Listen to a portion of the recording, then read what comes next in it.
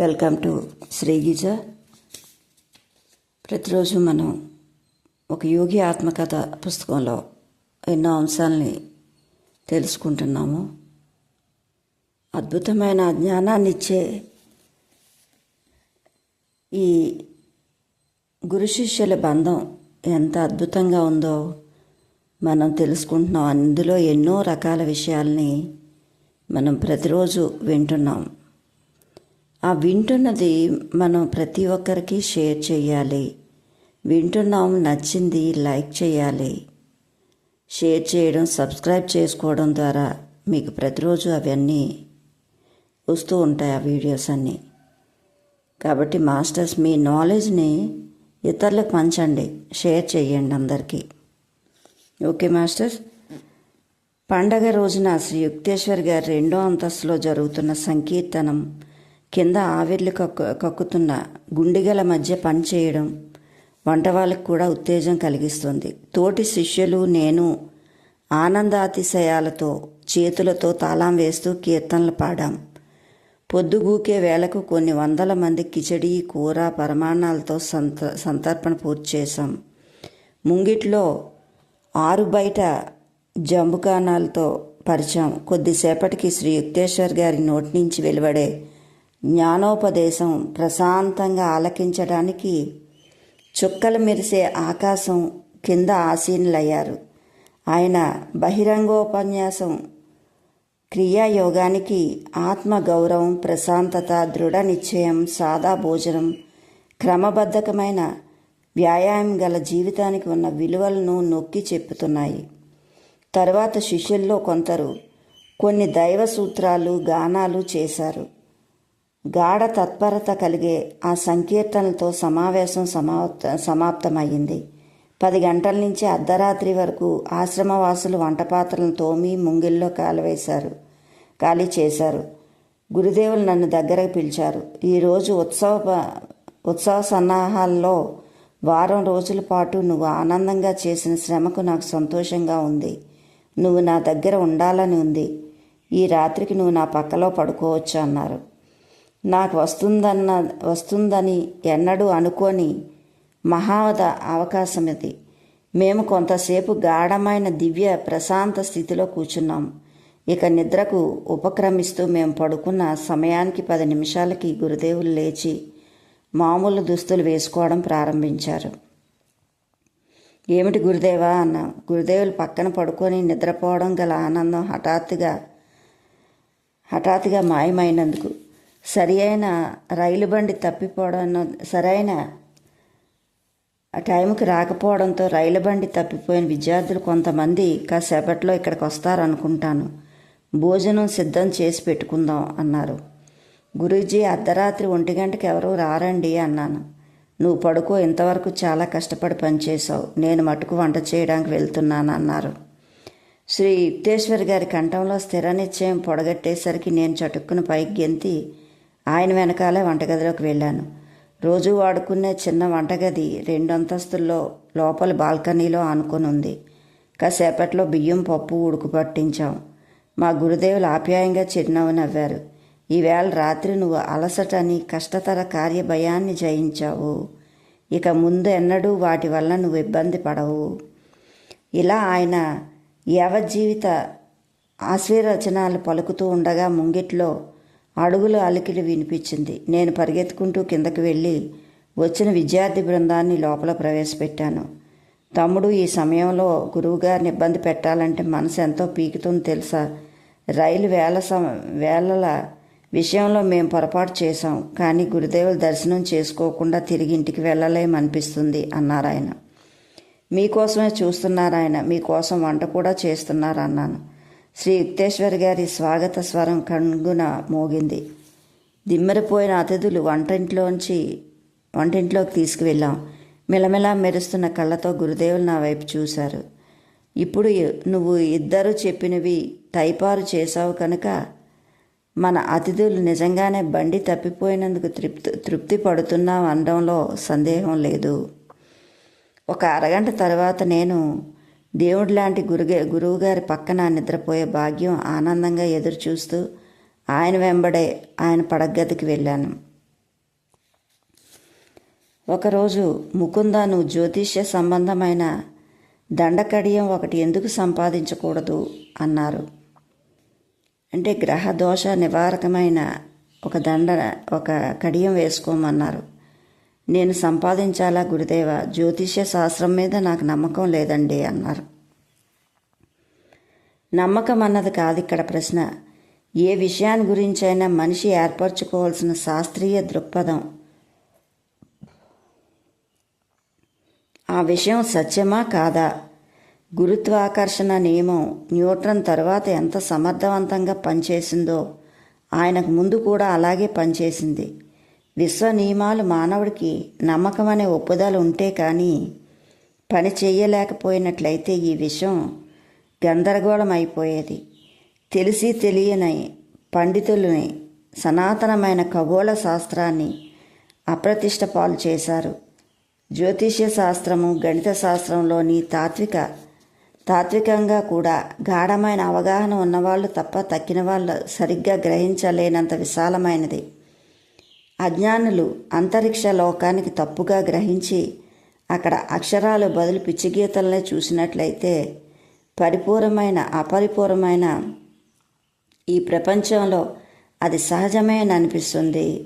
అంచేత ఇలాంటి జ్ఞానులతో పాటు జ్ఞానాన్ని కూడా తీసి పారేయకూడదు. సృష్టిలో భాగాలన్నీ ఒకదానితో ఒకటి ముడిపడి ఉన్నవి. వాటి ప్రభావం పరస్పరం మార్చుకుంటూ ఉంటాయి. విశ్వానికి ఉన్న సంతులిత లయ ఈ పరస్పర ఆదాన ప్రదానాల్లో నెలకొని ఉంది అంటూ గురుదేవులు ఇంకా ఇలా అన్నారు. మనిషి తన మానవ ప్రకృతిని బట్టి 2 రకాల శక్తుల్ని ఎదుర్కోవాలి. ఒకటి పృథ్వీ వ్యాపక తేజోవాయు రాకాశాలనే పంచభూతాల కలయిక వలన తనలో ఏర్పడ్డ కల్లోలాలు. రెండవది ప్రకృతిలోని బాహ్య విఘటన శక్తులు. మానవుడు తన నశ్వరంతో పెనుగులాడుతూ ఉన్నంతకాలం భూమి ఆకాశాల్లో జరిగే అసంఖ్యాకమైన పరిణామాల వలన ప్రభావితుడవుతూనే ఉంటాడు. జ్యోతిష్యం అన్నది గ్రహాల ఉద్దీపనలకు మనిషిలో కలిగే ప్రతి స్పందనల్ని వివరించే శాస్త్రము. నక్షత్రాలకు ఉద్దేశపూర్వకమైన మిత్రభావం కానీ శత్రుభావం కానీ ఉండదు. అవి కేవలం అనుకూల ప్రతికూల కిరణాలను ప్రసరిస్తూ ఉంటాయంతే. వాటంతటా అవి మానవులు మేలుకి చేయవు, కీడు చేయవు. కానీ ప్రతి మనిషి గతంలో తాను గతి కల్పించిన కార్యకారణ సంతునాల బాహ్య పరిక్రియకు అవి నియమబద్ధకమైన ఒక మార్గాన్ని ఏర్పరుస్తాయి. పలానా రోజున పలానా సమయంలో ఒక పసివాడు పుట్టాడంటే ఖగోళ కిరణాలు గణిత శాస్త్రపరంగా అతని వైయక్తిక కర్మకు ఖచ్చితంగా అనుగుణమై ఉన్న సమయంలో వాడు పుట్టాడన్నమాట. అతని జాతకం మార్చడానికి వీల్లేని గతాన్ని, సంభావ్యమైన అనాగత ఫలితాన్ని వెల్లడించే నిరాక్షేపణీయమైన ప్రతిరూపం అన్నమాట. సహజావబోధనం ఉన్న వాళ్లే జాతక చక్రాన్ని సరిగ్గా అన్వయం చేసి చెప్పగలరు. వీళ్ళు బహుకొద్ది మంది. పసివాడు పుట్టిన సమయంలో ఆకాశంలో ప్రస్ఫుటంగా ప్రకటితమయ్యే సందేశం విధిని అంటే వెనకటి నుంచి మంచి చెడ్డ కర్మ ఫలాన్ని నొక్కి చెప్పడం కాదు, ప్రాపంచిక బంధాల నుంచి బయటపడాలని ఇచ్చే మనిషిలో రగులుకోవడానికే. తాను చేసిన దాన్ని తాను మార్చుకోనుగలడు. అతని జీవితంలో ఇప్పుడు ఏ ఫలితాలు కనిపిస్తున్నాయి వాటికి మూలకారకుడు అతనే కానీ మరెవ్వరూ కాదు. అతను ఏ అవరోధాన్నైనా అధిగమించగలడు. దానికి కారణం ఏంటంటే అసలు అవరోధాన్ని కల్పించుకున్నది తానే కావడం ఒకటి, గ్రహాల ఒత్తిళ్లకు లోబడని ఆధ్యాత్మిక శక్తులు అతనికి ఉండడం ఒకటి.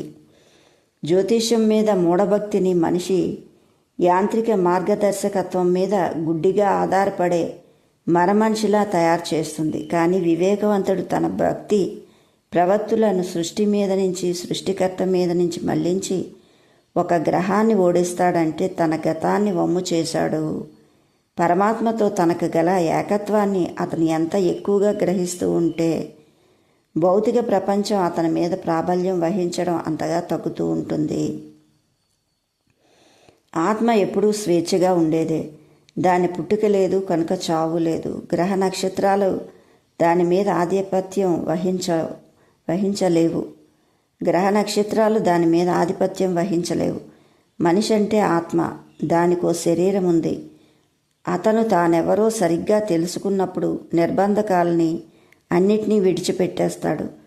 అతను ఆధ్యాత్మిక విస్తృతి అనే తన సాధారణ స్థితిలో గందరగోళంలో పడి ఉన్నంతకాలం పరిసర నియమం తాలూకా సూక్ష్మ సంకనాలలో చిక్కుకొని ఉంటాడు. దేవుడంటే సామరస్యం. దేవుళ్ళో ఐక్యానుసంధానం పొందిన భక్తుడు ఏ పని తప్పుగా చేయడు. అతని కార్యకలాపాలు జ్యోతిష్య నియమానుసారంగా సరిగ్గా సహజంగా జరగవలసిన సమయంలో జరుగుతాయి.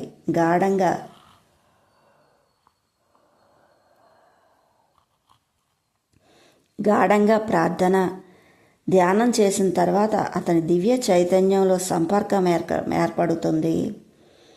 అంతరికమైన ఆ రక్షణ శక్తిని మించిన గొప్ప శక్తి మరేదీ లేదు. గాఢంగా ప్రార్థన ధ్యానం చేసిన తర్వాత అతని దివ్య చైతన్యంతో సంపర్కం ఏర్పడుతుంది. అంతరికమైన ఆ రక్షణ శక్తిని మించిన గొప్ప శక్తి మరేదీ లేదు. అయితే గురుదేవ, నన్ను జ్యోతిష సంబంధమైన దండకడియం వేసుకోమని ఎందుకు అంటున్నారు? చాలాసేపు మౌనం వహించిన తర్వాత నేను ఈ ప్రశ్న వేయడానికి సాహసించాను. అంతవరకు నేను శ్రీ యుక్తేశ్వర్ గారి గంభీరమైన వాక్యాలను వంట పట్టించుకోవడానికి ప్రయత్నించాను. అందులో భావాలు నాకు చాలా కొత్త. ప్రయాణికుడు తన గమ్యం చేరుకున్నప్పుడు మాత్రమే తన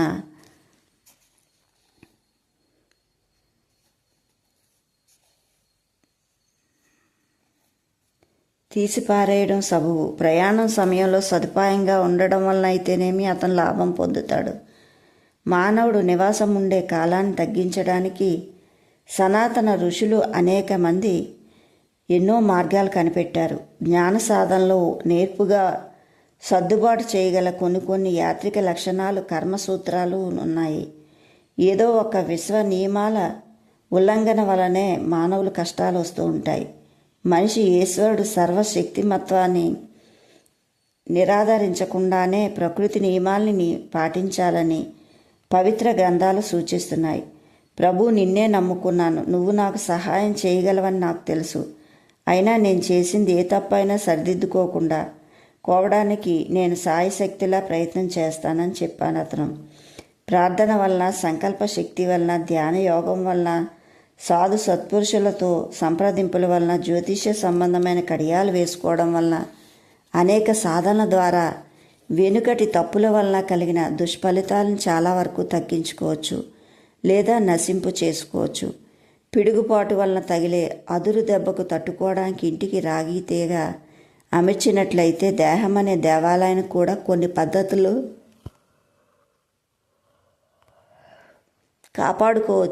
పద్ధతుల్లో కాపాడుకోవచ్చు. విద్యుత్ అయస్కాంత వికరణాలు ఈ విశ్వంలో అవిచ్ఛిన్నంగా ప్రసరిస్తూ ఉన్నాయి. మనిషి శరీరానికి అవి మంచి చేయవచ్చు, చెడుపు చేయవచ్చు. అనేక యుగాల క్రిందట మన ఋషులు సూక్ష్మమైన విశ్వ వికరణ ప్రభావాల్ని, దుష్ఫలితాల్ని పోగొట్టే సమస్య నుంచి ఒక ఆలోచన చేశారు. స్వచ్ఛమైన లోహాలు గ్రహాల ప్రతికూలమైన శక్తివంతమైన ప్రతిక్రియ చేసే సూక్ష్మకాంతిని విడుదల చేస్తాయని కనిపెట్టారు. కొన్ని ఔషధాల మేళాలను కూడా సహాయకరంగా ఉంటాయవి అని తేలింది. అన్నిటికంటే బాగా పనిచేసేది 2 క్యారెట్లకు తక్కువ బరువు లేని నికార్సైన రత్నాలు. జ్యోతిష్య శాస్త్రానికి వ్యవహారానుకూలంగా దుష్ప్రభావాల్ని నిరోధించే ఉపయోగాలున్నాయి. కానీ వాటి నుంచి భారతదేశానికి వెలుపల జరిగిన పరిశీలనలు మాత్రం చాలా తక్కువ. చాలామందికి తెలియని యథార్థం ఒకటి ఏమిటంటే, సరియైన రత్నాలు, లోహాలు, ఔషధులు కావలసిన బరువు ఉంటేనే వాటిని ధరించినప్పుడు అవి చర్మానికి తాకుతూ ఉంటేనే తప్ప వాటి వలన ప్రయోజనం ఉండదు. గురుదేవ, నేను తప్పకుండా మీ సలహాని పాటించి ఒక కడియం సంపాదిస్తాను. గ్రహాన్ని ఓడించడం అన్న ఆలోచన నన్ను ముగ్ధుని చేస్తుంది. సాధారణ ప్రయోజనాలకైతే నేను బంగారం, వెండి, రాగితో చేసిన కడియాన్ని వేసుకుంటాను.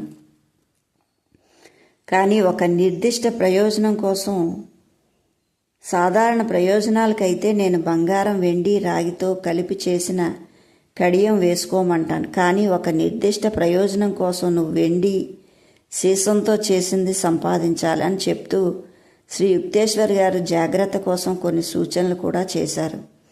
గురుదేవ, నిర్దిష్ట ప్రయోజనం అనడంలో మీ అభిప్రాయం ఏంటి?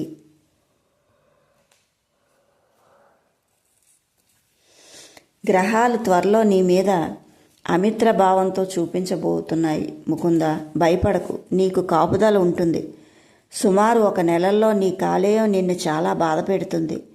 ఆ లెక్క ప్రకారం ఆ జబ్బు 6 నెలల పాటు ఉండాలి. కానీ నువ్వు వేసుకునే జ్యోతిష్య సంబంధమైన కడియం ఆ కాలాన్ని 24 రోజులకు తగ్గించేస్తుంది. ఆ మన్నాడు నేను ఒక కంసాలని పట్టుకొని త్వరలో కడియం సంపాదించి వేసుకున్నాను. నా ఆరోగ్యం అద్భుతంగా ఉంది. గురుదేవుల జోస్యం నా మనసులోంచి ఎప్పుడో తొలగిపోయింది. గురువుగారు శ్రీరాంపూర్ నుంచి కాశీ వెళ్ళారు. మా సంభాషణ జరిగిన తర్వాత 30 రోజులకి నా కడుపులో కాలేయం దగ్గర హఠాత్తుగా నొప్పి వచ్చింది. అప్పటి నుంచి కొన్ని వారాల పాటు బాధపడ్డాను. గురువుగారిని తొందర పెట్టడం ఇష్టం లేక ఈ పరీక్ష ఒంటరిగా తట్టుకోవాలనుకున్నాను. కానీ 23వ రోజున యమయాతన నా పట్టుదలను సడలించేసింది. కాశీకి రైలు ఎక్కాను. అక్కడ యుక్తేశ్వర్ గారి అసాధారణమైన ఆప్యాయతతో నన్ను పలకరించారే కానీ అంతరంగికంగా నా బాధలు చెప్పుకోవడానికి అవకాశం ఇవ్వలేదు. ఆనాడు కేవలం ఆయన దర్శనం కోసం చాలామంది భక్తులు వచ్చారు. జబ్బుతో బాధపడుతూ నా సంగతి పట్టించుకున్న వాళ్ళు లేక ఒక మూల కూర్చున్నాను. రాత్రి భోజనాలు అయ్యాక కానీ అతిథులు వెళ్ళలేదు. అప్పుడు మా గురుదేవులు మా ఇంటి భుజాకారంలో ఉన్న బాల్కనీలోకి రమ్మని పిలిచారు. నీ కాలేయం జబ్బు గురించి వచ్చి ఉంటావు. శ్రీ యుక్తేశ్వర్ గారి చూపు నన్ను తప్పించుకుంది. ఆయన అడపా పడుతున్న వెన్నెలకు అడ్డు వస్తూ అటు ఇటు పచారులు చేస్తున్నారు. ఏది ఇలా చూడనివ్వు, నువ్వు 24 రోజుల నుంచి బాధపడుతున్నావు కదా అన్నారు. అవునండి అన్నాను. పొట్టకు సంబంధించి నేను నీకు నేర్పిన వ్యాయామం చెయ్యి. నేనెంత విపరీతంగా బాధపడుతున్నానో తెలిస్తే మీరు నన్ను వ్యాయామం చేయమని అనేవారు కాదు గురుదేవా. అయినప్పటికీ ఆయన మాట మన్నించడానికి కొద్దీ ప్రయత్నించాను. నొప్పి ఉందంటున్నావు నువ్వు, నీకేమీ లేదంటున్నాను నేను. అటువంటి వైరుధ్యాలు ఎలా ఉంటాయి? మా గురుదేవులు నా వైపు గుచ్చిగుచ్చి చూశారు. నేను అప్రతిభుడినయ్యాను. నొప్పి మాయమయ్యేసరికి ఆనందం పట్టలేకపోయాను. కొన్ని వారాల పాటు దాదాపు కంటికి కునుకు లేకుండా చేసిన ఎడతెగని యమబాధ మటుమాయమైందన్నది అనుభవమైంది. అటువంటి బాధని నాకెన్నడూ రాలేదన్నట్టుగా ఆయన మాటలతోనే మాయమైంది. కృతజ్ఞాబద్ధుడినయ్యి నేను ఆయన పాదాల ముందు వాలబోతున్నాను. ఆయన చటుక్కుని నన్ను ఆపారు. మరి పసిపిల్లవాడు అయిపోకు, లేచి గంగ మీద పడుతున్న వెన్నెల అందాలను చూసి ఆనందించి అన్నారు ఆయన. కానీ ఆయన పక్కన నేను మౌనంగా నించొని ఉన్నప్పుడు గురుదేవుల కళ్ళు సంతోషంతో మిలమిల ఆడాయి. నాకు స్వస్థత చేకూర్చినవాడు భగవంతుడే కానీ తాము కాదన్న అనుభూతి నాకు కలగాలని ఆయన ఆశిస్తున్నట్టుగా ఆయన వైఖరిని బట్టి గ్రహించాను. నేను నిజంగా ఒకానొక మానవాతీత స్వరూపుల్లో కలిసి జీవించాలన్న చిరకాలగతమైన చిరవాంఛితమైన ఆనాటి అనుభవానికి జ్ఞాపక చిహ్నంగా నేనిప్పటికీ సీసంతో కలిసి చేసిన వెండి కడియాన్ని ధరిస్తూనే ఉన్నాను.